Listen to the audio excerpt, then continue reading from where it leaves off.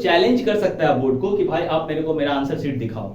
भाई आप चैलेंज कर सकते हो बोर्ड को, एकदम कर सकते हो, ये एकदम याद रखो कि आप बोर्ड को भी चैलेंज कर सकते हो। तो उसके लिए आपको कौन सा ऑप्शन में so hello and welcome back to my channel never stop learning. आप सभी लोगों का स्वागत है हमारे चैनल नेवर स्टॉप लर्निंग पे।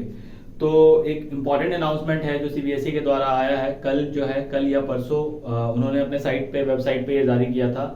तो बहुत सारे बच्चे जिनका इस बार क्लास 10 और 12 का रिजल्ट आने वाला है सीबीएसई बोर्ड का, उनके लिए ये वाला जो डेट है ये काफ़ी ज़्यादा इंपॉर्टेंट डेट रहेगा और इसको आपको याद रखना जरूरी है क्योंकि ये रिजल्ट के प्रोस्पेक्टिव से काफ़ी ज़्यादा इंपॉर्टेंट रहेगा। ठीक है, तो बारी बारी से समझते हैं क्या है इंपॉर्टेंट डेट्स और ये क्यों जरूरी है आपको जानना। बहुत ही इंपॉर्टेंट इन्फॉर्मेशन है, बहुत ही ध्यान से समझिएगा क्योंकि आपको ये लगेगा कि ये आपके लिए जरूर कारगर साबित हो सकता है अगर आपके साथ कुछ ऐसा सिनेरियो घटेगा। अब सिनेरियो क्या घट सकता है आपके साथ या क्यों इसको याद रखना जरूरी है, इस सब चीज को बारी बारी से देखते हैं, बहुत ही छोटे और क्रिस्प तरीके से समझते हैं सबसे पहले।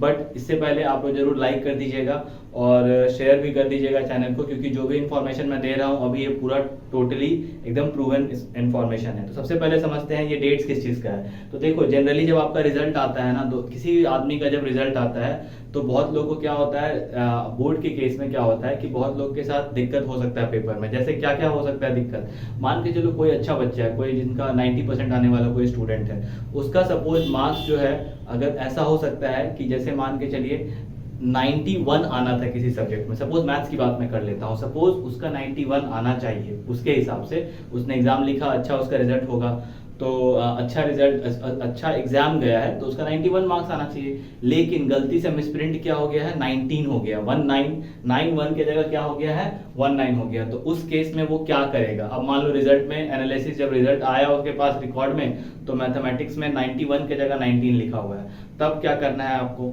या फिर किसी बच्चे को फुल्ली कॉन्फिडेंट है भाई कि मेरा जो है 91 आना ही चाहिए था लेकिन उसको किसी भी तरीके से 61 आ गया सपोज, तब वो क्या कर सकता है, ठीक है, तब कौन सा ऑप्शन वो यूज कर सकता है। या फिर किसी बच्चे को पूरा कॉन्फिडेंट है, हैवी कॉन्फिडेंट है कि 91 मतलब 91 हाउ इट इज, कि भाई मेरे को 35 कैसे आ गया, 36 कैसे आ गया। तो ये 3 केसेस टोटल बन सकते हैं आपके साथ। ठीक है, अब इस केसेस में आपको क्या करना है, कौन कौन से डेट्स को याद रखना है, ये डेट्स काफी देखते हैं एक एक करके, बहुत ही ध्यान से समझिएगा। तो सबसे पहले देखिए serial number 1 verification of marks.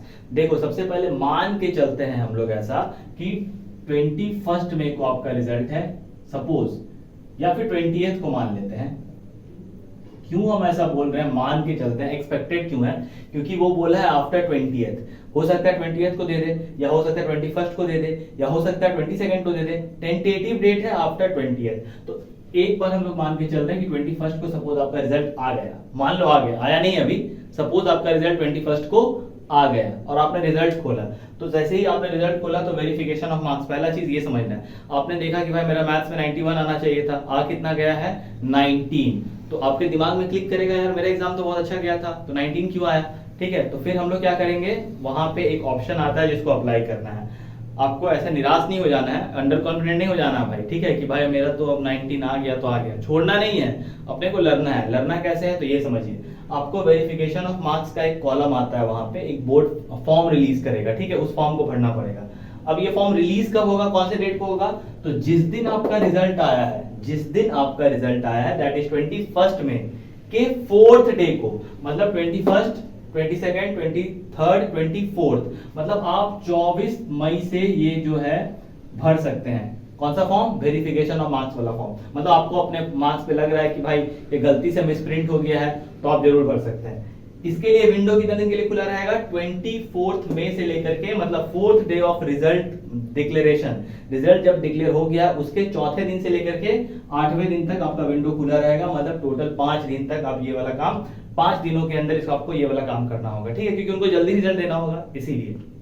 अब दूसरा चीज क्या होता है, कोई बंदा highly over confident highly confident है, ठीक है, उसको पता है कि मेरा मार्क्स 91 आना ही चाहिए। अब किसी तरीके से या कुछ ऐसा ग्लिच हुआ है उसके साथ, मे बी ह्यूमन एरर बोल दीजिए या टेक्निकल एरर बोल दीजिए, कुछ भी एरर की वजह से उसका मार्क्स 37 या 38 आ गया सपोज, तो वो चैलेंज कर सकता है बोर्ड को कि भाई आप मेरे को मेरा आंसर शीट दिखाओ। भाई आप चैलेंज कर सकते हो बोर्ड को, एकदम कर सकते हो, ये एकदम याद रखो कि आप बोर्ड को भी चैलेंज कर सकते हो। तो उसके लिए आपको कौन सा ऑप्शन में क्लिक करना है, obtaining photocopy of the evaluated मतलब ऑलरेडी आंसर चेक हो चुका है आंसर बुक का, तो आपको उसके लिए 2 दिन का विंडो मिलेगा। 2 दिन का विंडो मतलब 2 दिन का समय मिलेगा, लेकिन वो समय कब मिलेगा?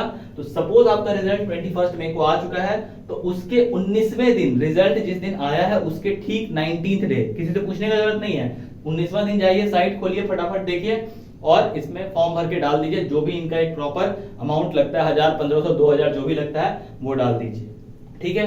तब जाकर के आप जैसे ही अप्लाई करोगे तो फिर आपको बोर्ड बुलाएगा, फिर आपका आंसर शीट आपको दिखाएगा, उसका फोटो कॉपी दिखाता है एक्चुअली, आपके आंसर शीट का पूरा आंसर शीट नहीं दिखाएगा। बात वही है, आंसर शीट देखो या फोटो कॉपी देखो, तो वहां पे जाकर के आप बोर्ड को चैलेंज कर सकते हो। तो याद रखिए, बोर्ड को भी आप चैलेंज कर सकते हैं अगर आप कॉन्फिडेंट हुए तो।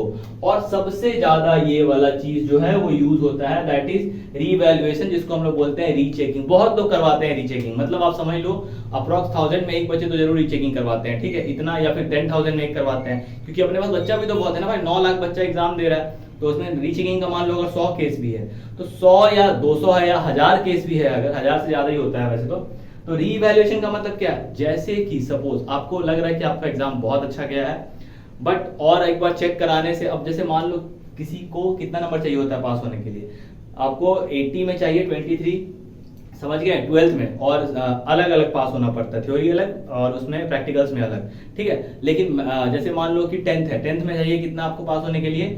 33 चाहिए आउट ऑफ 100, वो भी जोड़ करके। सपोज आपको थ्योरी में आ गया है 15 नंबर, सपोज 15 नंबर आ गया है, और स्कूल वाला जो है आपको 15 ही नंबर दिया था या 16 नंबर दिया था, तो 31 हो गया।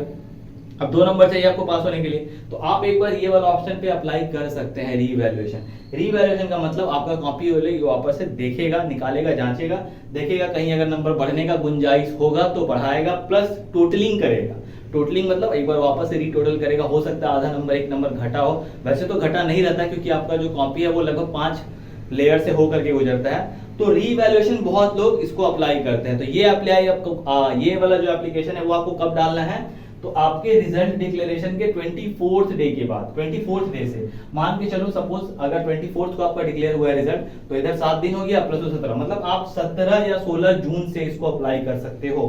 अगर 21st को हुआ है तो 21st को हुआ है तो आप और पहले कर सकते हो, मतलब कैलकुलेट कर लीजिए आप 21st को अगर आपका रिजल्ट आता है तो कौन कौन सा डेट को आप ये सब काम कर सकते हो, ठीक है। ये क्योंकि मैं एग्जैक्टली डेट इसलिए नहीं लिखा हूं क्योंकि टेंटेटिव डेट है, बट ये जो है ये एग्जैक्ट डेट है भाई, तो इसको आप जरूर नोट कर लीजिएगा। और हम बोलते हैं स्पेशली जो टॉपर्स हैं वो तो भाई जरूर नोट कर लो, आप ही को बहुत ग्लिच होता है, और जो बहुत बिलो द एवरेज स्टूडेंट है वो भी जरूर नोट कर लीजिए, क्योंकि भाई ये इसका जरूरत सबसे ज्यादा आपको होने वाला है। तो इसीलिए ये सारे डेट्स को आप नोट डाउन कर लीजिए और इसको ध्यान से दिमाग में रख लीजिए, क्योंकि देखो विंडो बहुत कम कम दिन का विंडो मिलता है, 5 दिन, 2 दिन, 2 दिन, और अगर आप 2 दिन में चूके तो बस कहानी खत्म।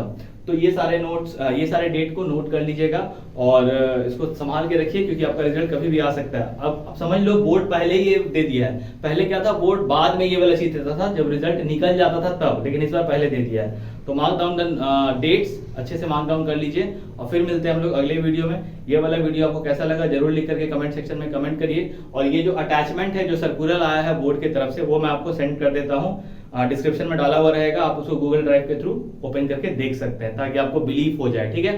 फिर मिलेंगे अगले वीडियो में, लाइक करना नहीं भूलिएगा, चैनल को जरूर से कमेंट भी कर दीजिए और सब्सक्राइब भी कर दीजिए। All the best.